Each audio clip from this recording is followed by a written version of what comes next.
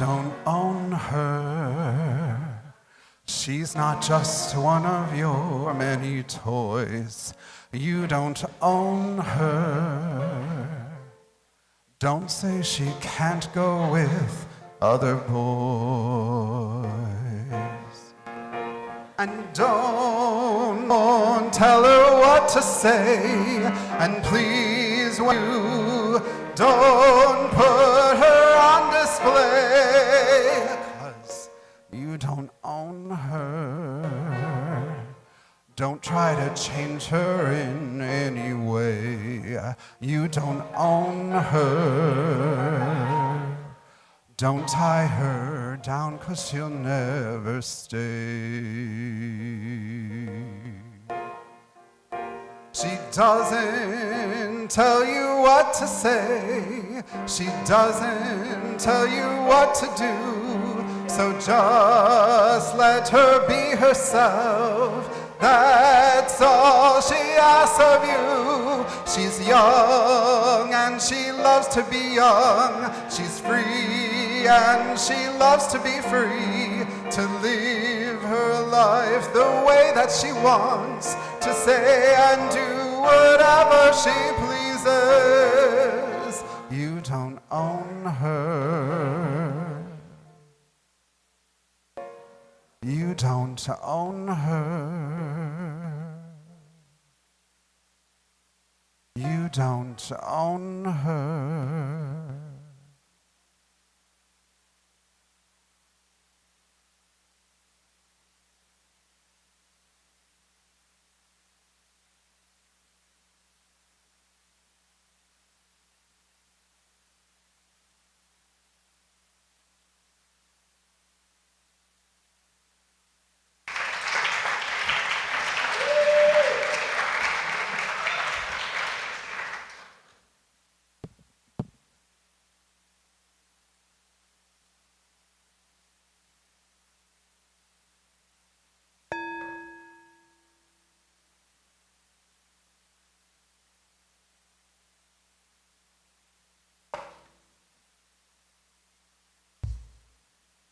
Good morning. Welcome here in the sanctuary and welcome online to the Unitarian Universalist Church of St. Petersburg. This is our Sunday worship service. We are on stolen lands stolen from the Tocobaga and Seminole Native Americans. It's March 8th. Today is International Women's Day. It's also Women's History Month is March. You can clap for International Women's Day and Women's History Month. Now, many of you have told me about Unitarian Universalist women you admire in UU history, like Margaret Fuller, Frances Ellen Watkins Harper, and Sophia Lyon Fawes. It's also still Ramadan, so I hope you'll join me this Tuesday for the Iftar dinner. It's sponsored by the St. Pete Islamic Society. My name is Ben, my pronouns are he and they, and I have ADHD. I'm excited to bring you today's worship service, Neurodivergents. Welcome. You already heard that beautiful music by Todd Wellman and Liam Dunn. You'll also hear the bell choir. Michael Rowe is going to be giving a view from the pew. We have a couple of guest announcement people, and today's worship associate is Dani Blye. Good morning, Dani. Morning. Good morning, everyone. My name is Dani. My pronouns are they and them, or honestly, whichever. My gender is honestly kind of a mystery to me. If you want a church where vulnerability is a strength, where diversity is celebrated rather than quashed, where growth is welcomed as a lifelong journey, I have good news. You may have found your church home. The lighthearted energy of our children is welcome here, and we encourage our families to bring their children and grandchildren on a regular basis. In the back, there's a basket with fidget toys for children and adults. Thanks so much, Dani. We have 3 announcements today. First, the Adults OWL class, the Our Whole Lives positive sexuality class for adults that was scheduled to begin today has been postponed. It will be given next fall, and I know a lot of you were excited about that, and I was too. So see Janae Johnson or Aaron Powers for more information. Our second and third announcements are from Todd and Rebecca. Hey, everybody. It's so good to see you all. Our church retreat is coming up, our annual retreat. It is on April 18. Today was supposed to be a save the date, but Michael is so prepared, he can actually sell tickets today. So in Gilmore after the service, if you would like to sign up, please see Michael for that. There's a suggested donation of $20, but it is pay what you're able to attend the church retreat. We're hoping, last year we had like 60 people. I'd love to see us get up to about 70, 80 people in this room in Gilmore. Just one of the biggest gatherings we have during the year to talk about what it means to be together at UUSP. Look at our thermometer. Oh, so on behalf of the annual giving team, I'd like to thank everyone who's already pledged for the upcoming 2026-2027 year. As of this morning, we have recorded 24 pledges totaling $83,745. That's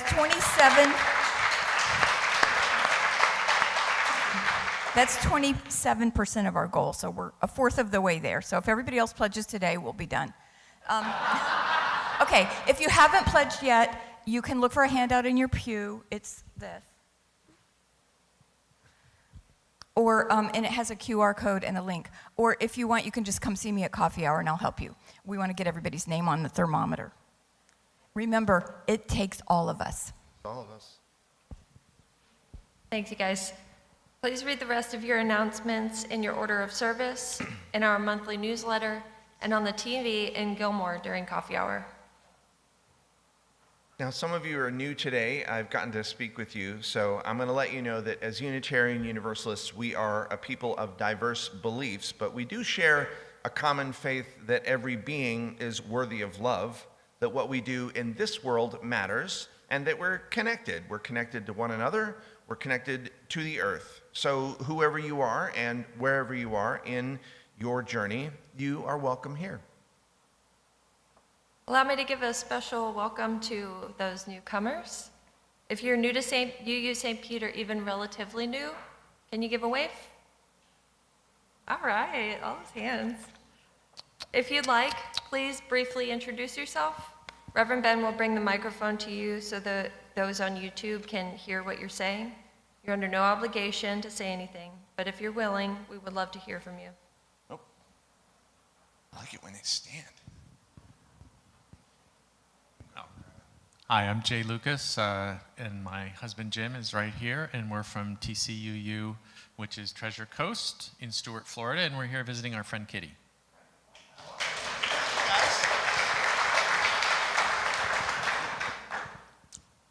Hi, we're Paul and Charlene Bussman. We're members of the congregation UUCF in Frederick, Maryland, and we're on a week's vacation, but we didn't want to miss a Sunday service. So we're lucky to find this place. Hi. And this looks like a lovely congregation with really nice people. So good to see you. Welcome. So glad you're here. I'll come to you after. Hi, my name is Jade. I haven't been to a church since the 90s, and it shows. But I went to a Run for Something meeting at the Clearwater church and was really curious, so I'm here. Welcome. Will and Lydia Avery from Cleveland, Ohio. Our church is Southwest University Unitarian, and we're down here looking for some heat. Welcome, you guys. Looking for more hands and seeing none. Well, thank you all for sharing. Welcome to all of you. And thanks for putting your cell phones into worship mode or mute. Regarding masks, we encourage you to wear one as you're comfortable.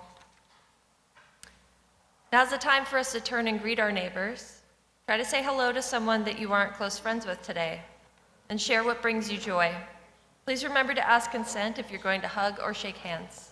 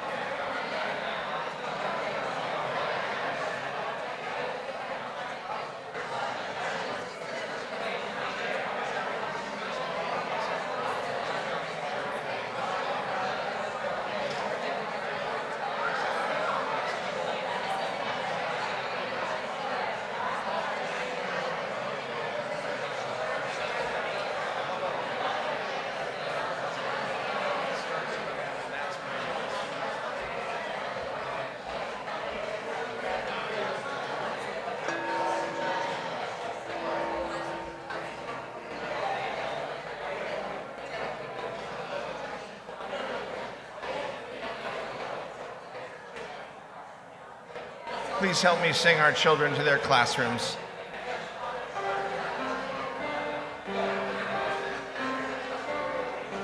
Go now in peace, go now in peace. May the spirit of love surround you everywhere, everywhere you may go. Now please rise as you're willing and able for our first hymn. It's in the teal hymnal, number 1026, If Every Woman in the World.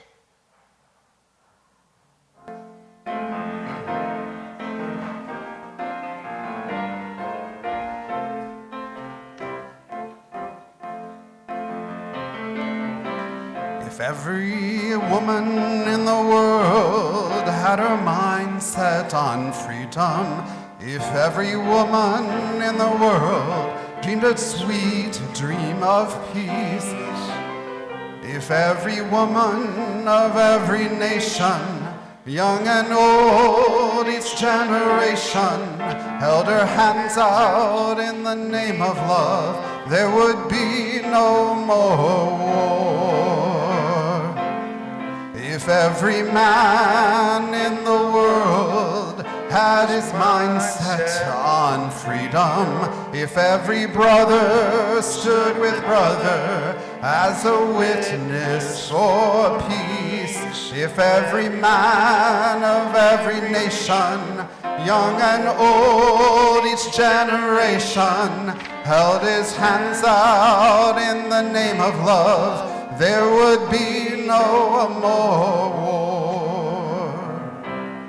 If every leader in the world shared a vision of freedom, if every leader in the world shared a sweet dream of peace, if every leader of every nation worked for justice and liberation, holding hands out in the name of love, there would be no more war. If every nation in the world set a true course for freedom, if every nation raised its children in a culture of peace, if all our sons and all our daughters reached in friendship across the waters, refusing to be enemies, there would be no more war. Please remain standing for our chalice lighting. The flaming chalice below me is a reminder that we choose to focus here together for this time today, and it's a reminder that we believe this time is sacred. When Katie lights, when Todd lights the lighter candle, which I forgot to do, and then Katie lights our chalice, I invite you to say our covenant out loud. The words are in your programs. There's little dance moves too if you want to do it. Hand to heart, and then hands reaching out like you're serving. Love is the spirit of this church, and service its law. This is our great covenant, to dwell together in peace, to seek the truth in love, and to help one another. Thanks, you may be seated. We come to the time in our worship service for joys, sorrows, and concerns. Those of you on YouTube Live are not in this room, but your presence is still felt.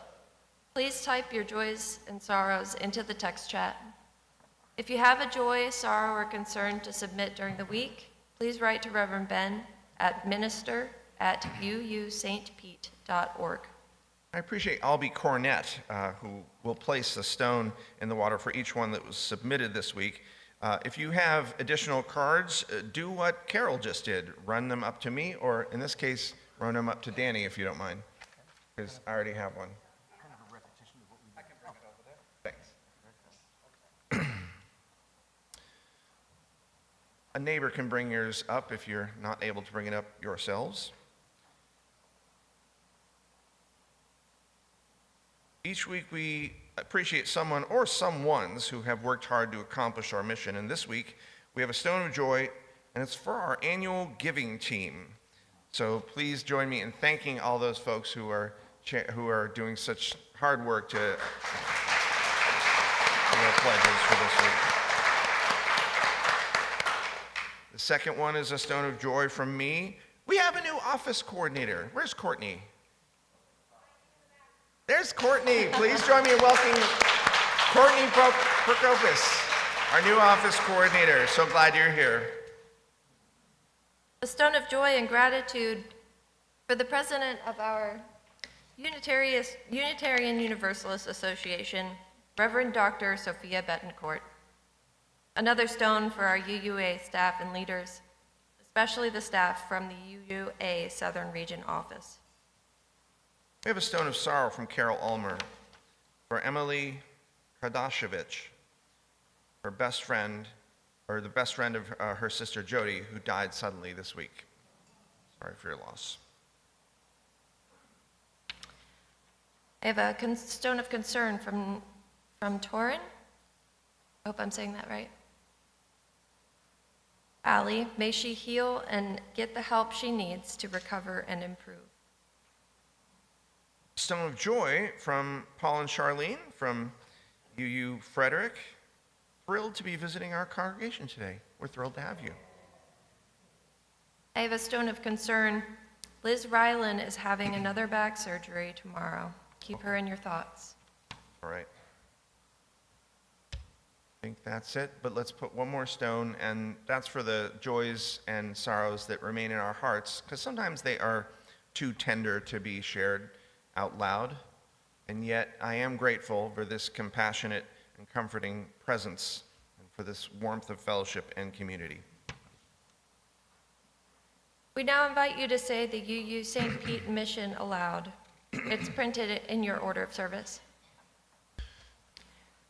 Our mission is to be an inclusive, evolving, religious community that inspires spiritual and intellectual growth to make our world a better place.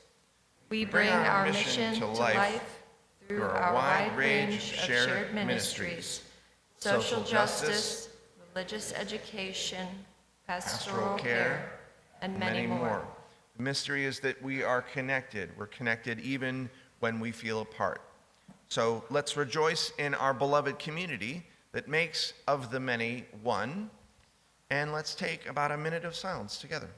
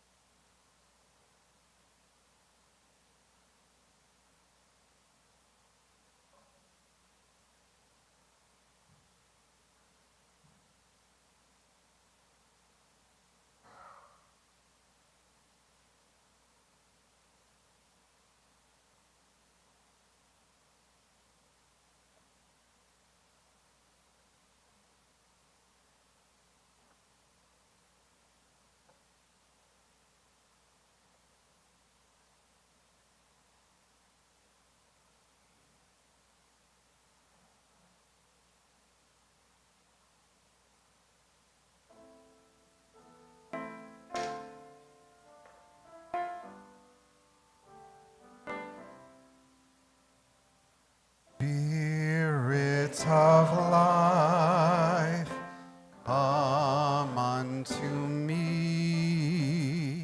Sing in my heart all the stirrings of compassion. Blow in the wind, rise in the sea. Move in the hand, giving life the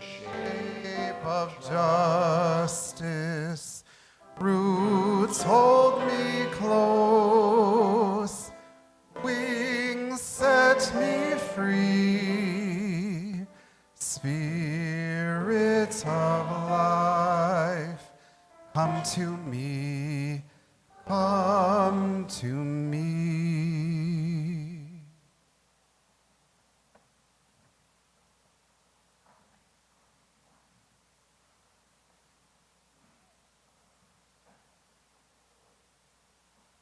Good morning.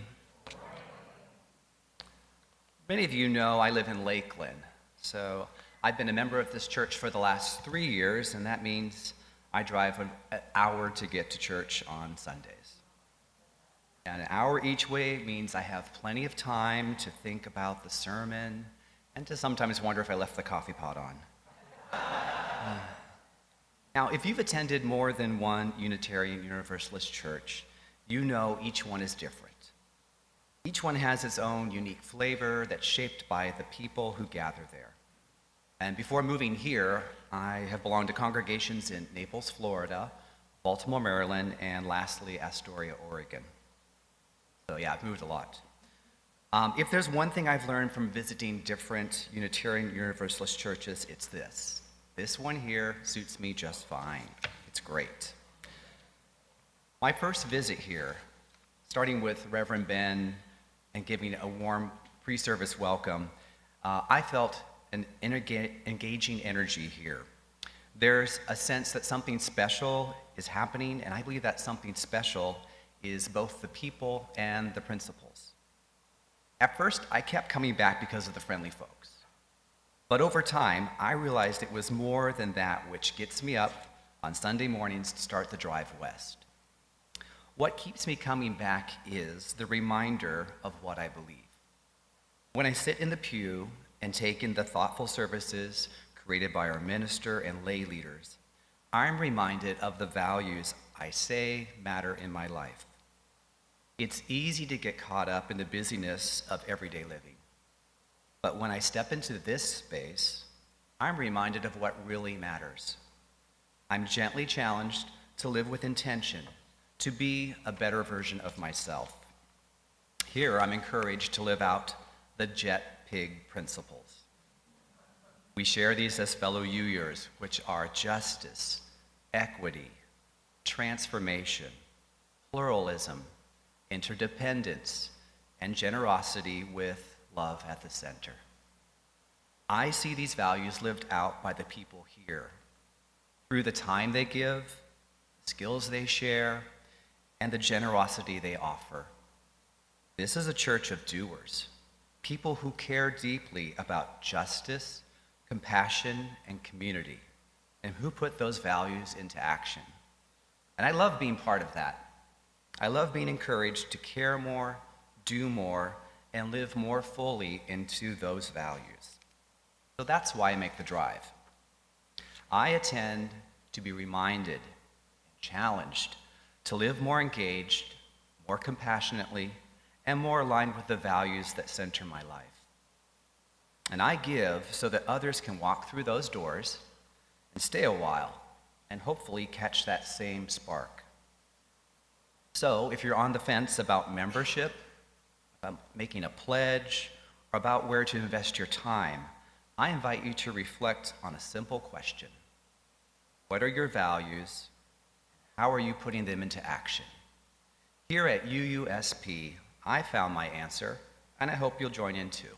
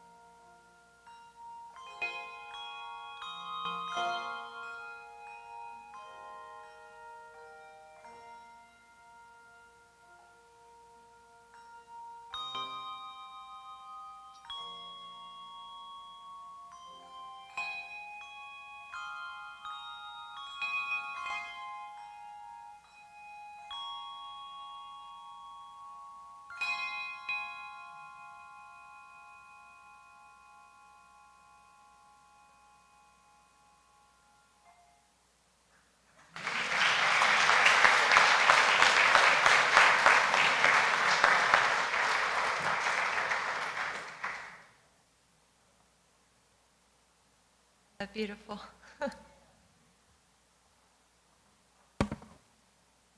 It's got me geared up to be a little emotional, sorry, in advance. Well, it's been a while since I've been here, since I've been around, so for those of you who don't know me, I'm Dani. I've been alive about 34 years. I work as a horticulturist.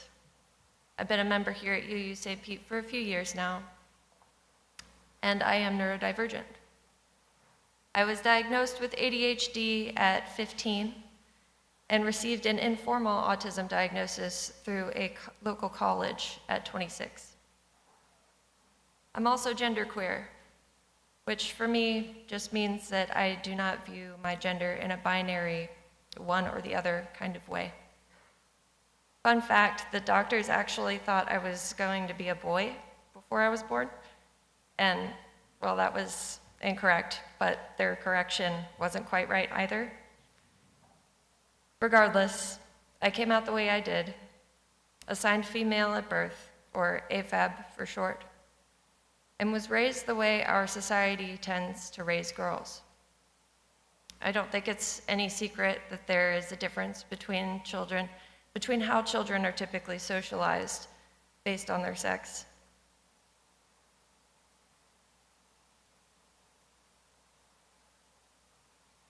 Growing up, I was praised for obedience, for silence, for stillness, for my ability to deduce what was going to be asked of me even before the ask was vocalized.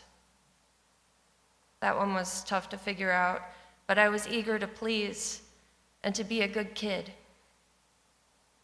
Despite the fact that these things went against my very being, despite the fact that all I wanted in life was to wiggle and squish mud between my toes and watch the roly-polies and listen to my favorite song 1,000 times and squeal when I felt electric and cry when I felt big feelings. If I was to be a good kid, I was gonna have to assimilate. If I was to be a good kid, I couldn't really be me.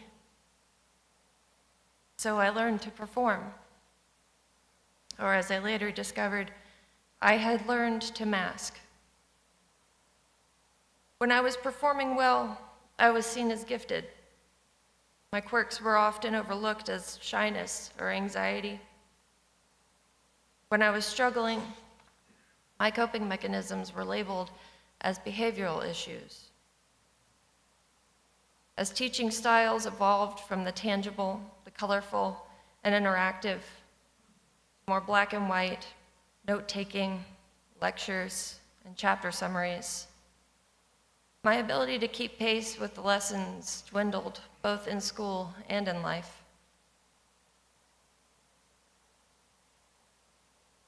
I consistently felt like I was not enough.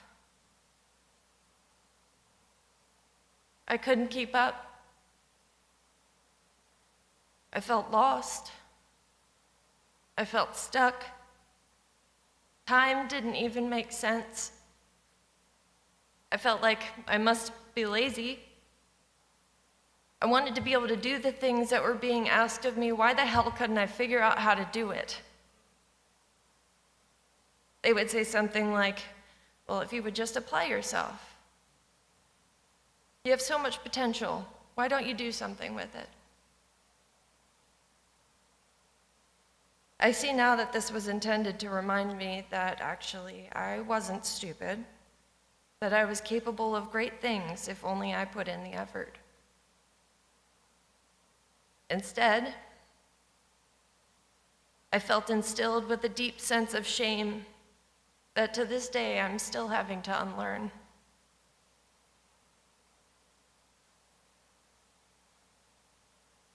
I grew up convinced that I was riddled with character flaws that needed to be hidden or changed. Deep down, I think I always knew something was wrong. And with each new prescription meant to fix me, a piece of my soul would cry, "You can't fix what isn't broken." The only problem here is that I've been stuffed into a society that did not consider my existence. I'm stuck in a system that never had me in mind.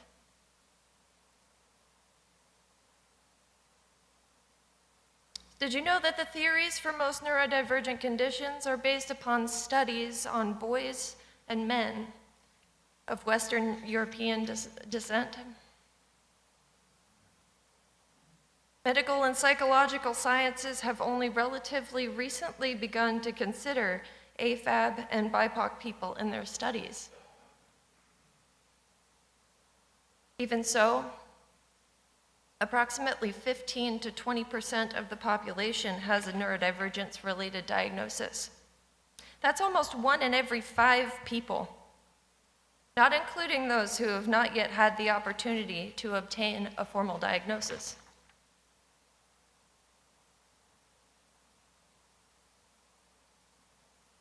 The term neurodiversity is a shortened version of a term neurological diversity that emerged sometime in the late 90s. It acknowledges that there is more than one way of interacting with the world. It offers the perspective that humanity is made better as a species by our differences. It reminds us that we are each our very own beautiful being, wildly capable. If only we could be seen. And I mean really seen. All brains are complicated, layered, and valuable, and should be honored as such. A special shout out to my Neurospicy fam out there. You are not wrong simply because you operate on a different wavelength. You are not broken and you are not the problem. You are valuable. You are beautiful. You are enough. And I love you. Let's ditch the idea of normal. Let's challenge the narrative that's been written for us by those who never cared to know us. Let's work to build a world that considers the needs of and rises to meet all people, all neurotypes, through community, communication, curiosity, and support. May it be so.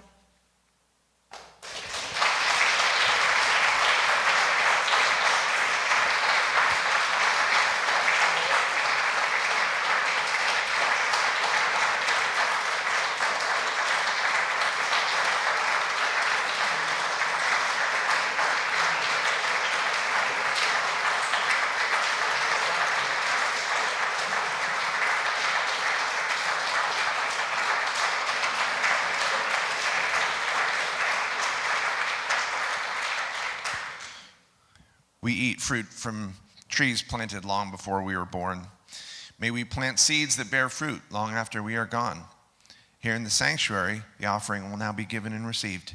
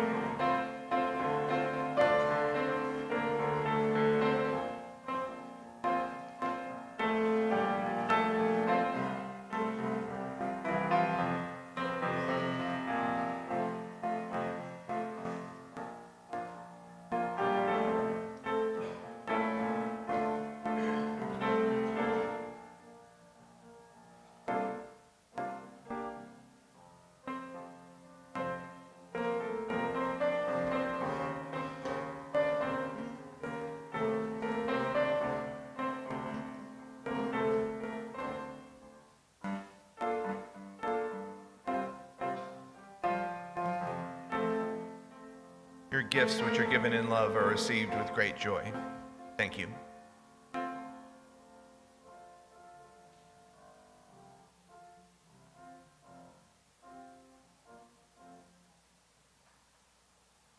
Yes, that was Girls Just Want to Have Fun. Those of you who are following along. Thank you, Liam.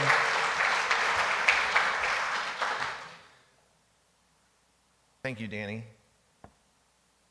Very generous of you to share some of your personal story, so I'll do a little bit of the same. I was assigned male at birth, AMAB. Like Dani, I was also seen as gifted. I got good grades until my first long homework assignment in junior high school. I went from getting all A's to getting zeros on those longer assignments. Any long homework assignments left me paralyzed, unable to begin them.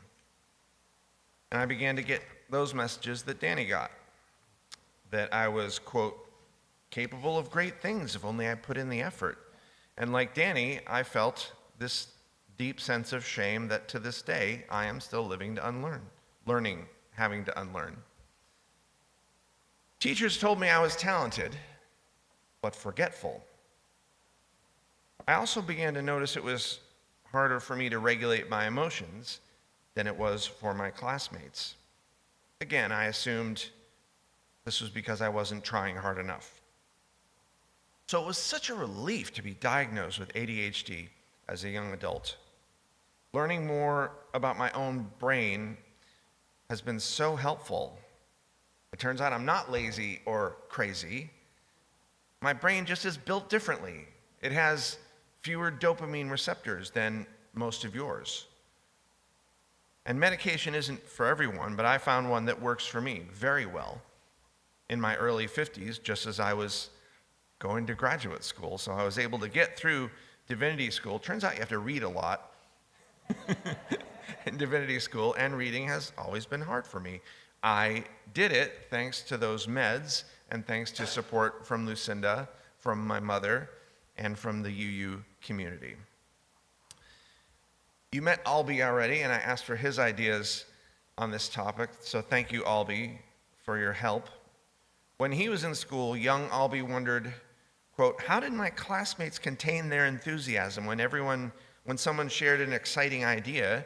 I wanted to jump up and exclaim loudly, but tried to keep my butt on the cafeteria bench.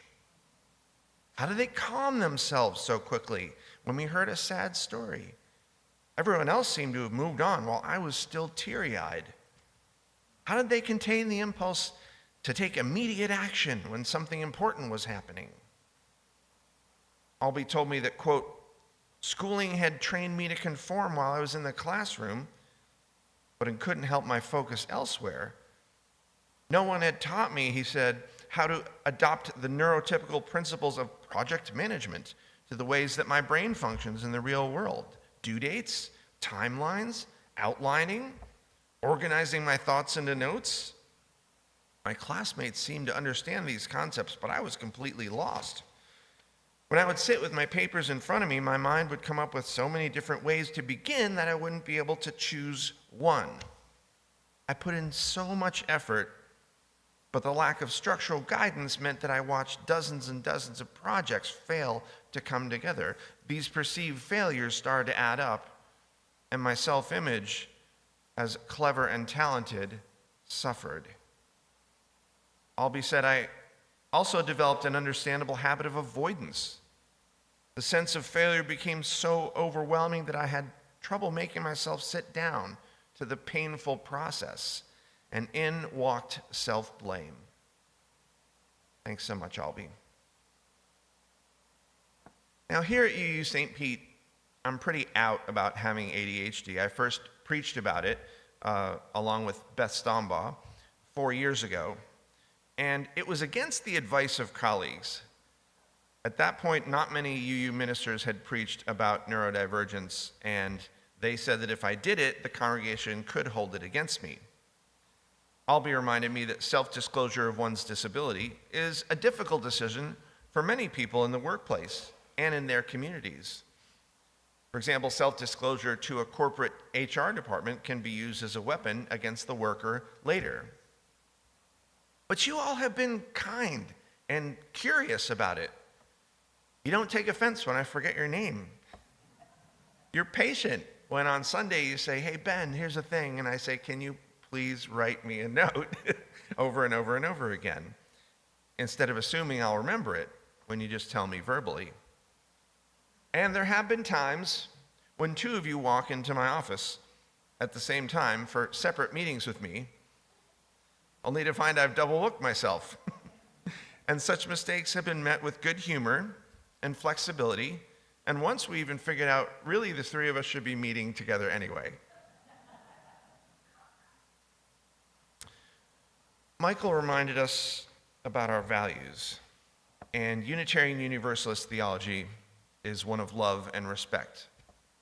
Specifically, our value of pluralism helps us radically welcome those who believe differently, look differently, and behave differently than we do. Our values of justice and equity are informed by many activists, including disability rights activists. Some of you remember the 1990 Capitol Crawl. Does anyone remember this? When 60 disability rights activists demonstrated on the steps of the Capitol building, discarding their wheelchairs and their walkers to crawl up the inaccessible steps to the Capitol. Among other things, this resulted in the passage of the Americans with Disabilities Act. Yes. Now, an 8-year-old girl with cerebral palsy struggling to use her tiny arms to pull her body weight up each step is a difficult image to ignore. But neurodivergence is often an invisible disability. As you heard from all three of our stories, teachers, coaches, and even parents can have their eyes fixed on a child with homework spread before them, but be unable to see the pain and fear that's overwhelming them. And especially since we do well in certain areas in school, it's assumed that the problem when we don't do well is that we're not applying ourselves, not that our brains are different. Not all neurodivergent people self-identify as disabled, but the disability rights movement has taught us the difference between the medical model of disability and the social model. Beth and I talked about this 4 years ago. Now, in the medical model of disability, Dani, Albie, and I are seen as the problem because we don't fit into these social norms that both of them described. And the solution is to make us fit, make our round pegs fit into square holes that we are offered. And this is accomplished by making us mask, by giving us medication, by expecting us to conform. But in the social model of disability, the problem is ableism. And the solution is to challenge ableist norms and assumptions about what normal means, like Dani said. In practice, this means setting up systems like that basket of fidget toys that Dani mentioned in the back, and to talk openly about neurodivergence so it's not seen as a shameful secret. Dani brought us a couple more fidget toys today. This is one of my favorites. It's pretty simple, but it's so engaging when you play with it. Now, if I've ever been in a meeting with you and I start doing this, you might have thought, I'm losing him, he's focusing on this thing. But what the fidget toy does for us is it actually helps us stay present. So you're welcome to use these as a way of staying present during my sometimes long reflections. Here's a, is this called an infinity cube? Yeah, here's an infinity cube, and that's coming there too. How many of you have heard of the curb cut effect? Right, so for those who didn't raise your hand, this is the phenomenon that accessibility decisions and policies designed for people with disabilities tend to benefit able-bodied people more even than the people with disabilities. So in the 1970s, disability activists demanded sidewalk ramps for wheelchairs. And it turns out that curb cuts, as they're called, are now used more often by parents with strollers, travelers with luggage, cyclists, and others who do not use wheelchairs. And the same is true for accommodations that help people like Albie, Dani, and me. Everyone forgets names sometimes, so asking us to wear name tags helps people like me, but also neurotypical people. And who doesn't love a fidget toy? Now you can work this in to your daily life and bring it into meetings that help you stay present. And some accommodations help people with different disabilities. So closed captioning on TV screens, it's intended to help deaf and hearing impaired people, but it helps me too. It's easier to focus on what the person is saying if I see it in the caption as well as coming out of their mouth. These worship services are available in long print form. There's a copy at each entrance, and that helps hard of hearing people and also those who want to revisit the words later. So we've learned how to accommodate certain physical disabilities, but as a culture, we still struggle to accommodate mental ones. For example, the physical equipment on playgrounds, it's become much more inclusive in recent decades. Yet, children with autism who feel stressed by certain social dynamics are still expected to give oral reports, sing happy birthday, and shake hands. Then there are theological dimensions to a world free of ableism. Not everyone here believes in a supreme being, but those that do might encounter disabled theologians like Sharon Betcher. Now, Betcher believes God is disabled, much as James Cone believes God is black. Mary Daly and other feminist theologians believe that God is a woman. According to Betcher, disabled people like Dani, Albie, and me stand as a rebuke to our images of body and health, to the distorted values of our consumerist culture and the globalized economy that embodies those values in unjust structures. Betcher is Christian, but speaks about interdependence in a way that sounds very universalist. Betcher says that a disabled person asking someone for help is a blessing to the person giving the help, is a gift of connection, is even a path to salvation. So this is relevant both theologically but also historically. Our denomination has this history of siding with justice and love. We were one of the first denominations to ordain women to perform marriages for the LGBTQIA+ community. We work to end slavery in this country, and we still work to end the white supremacy culture that remains. Trans and non-binary people who were kicked out of their churches are welcome in ours. So it's consistent with our theology and practice that we extend our justice work to include disability justice for people with disabled bodies and neurodivergent minds.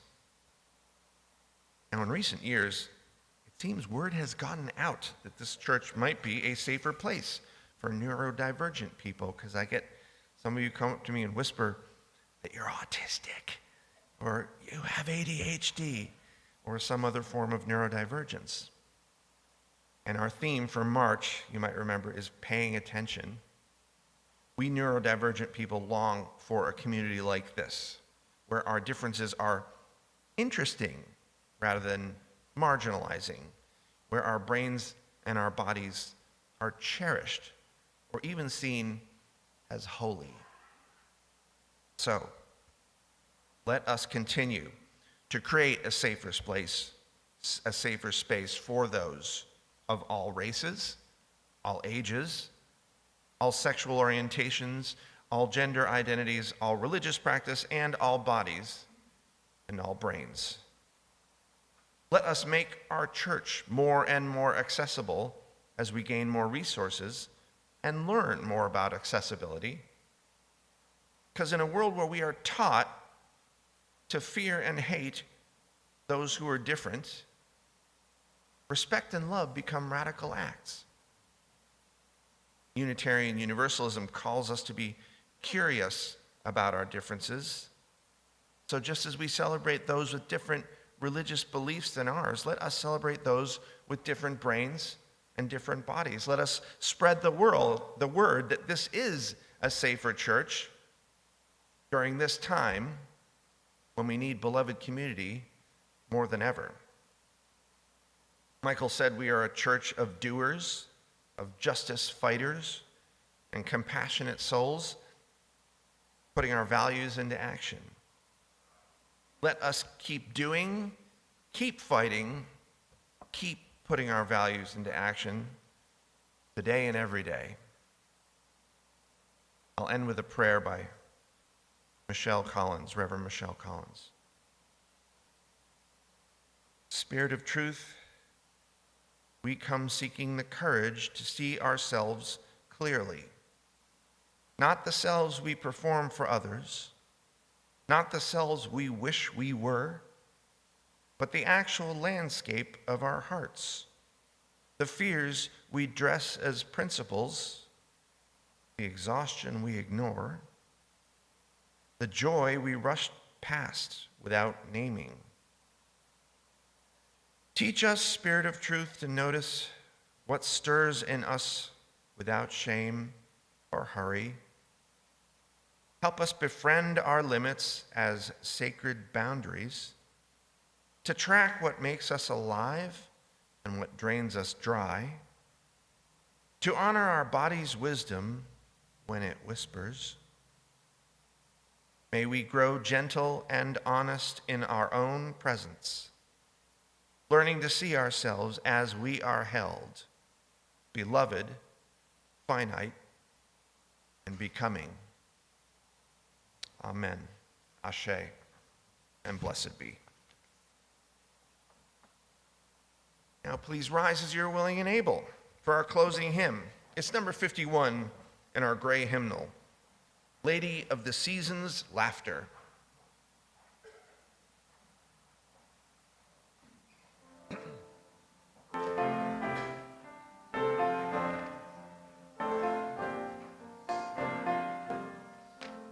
Lady of the season's laughter, in the summer's warmth be near.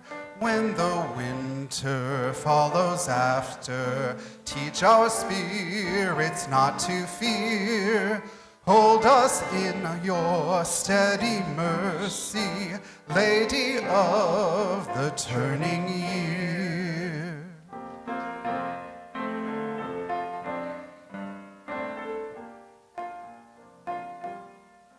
Sister of the evening starlight, in the falling shadows stay. Here among us till the far light of tomorrow's dawning ray. Hold us in your steady mercy, Lady of the turning day.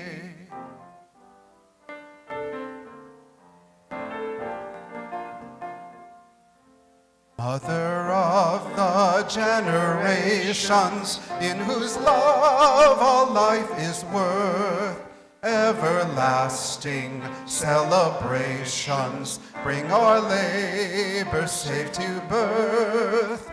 Hold us in your steady mercy, Lady of the turning earth.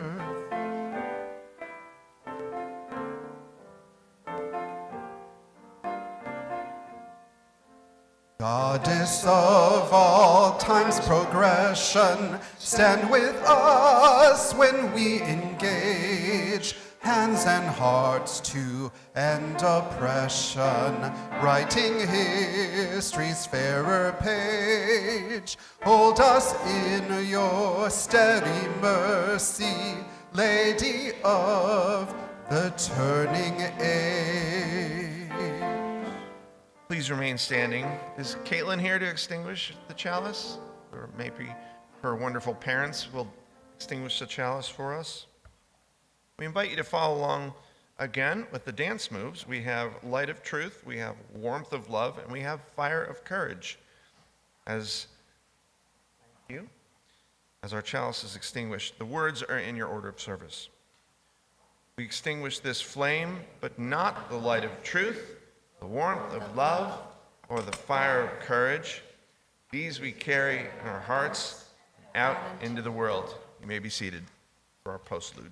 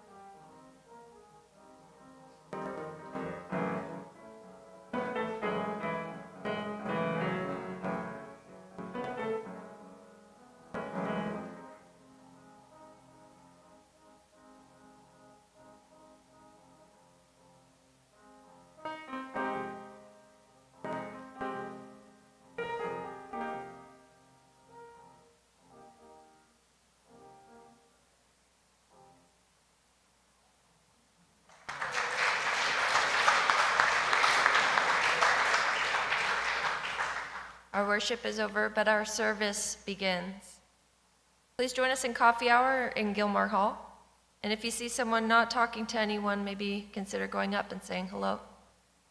We hope this time together will help you through your week. Will help you remember that you are not alone. Thanks.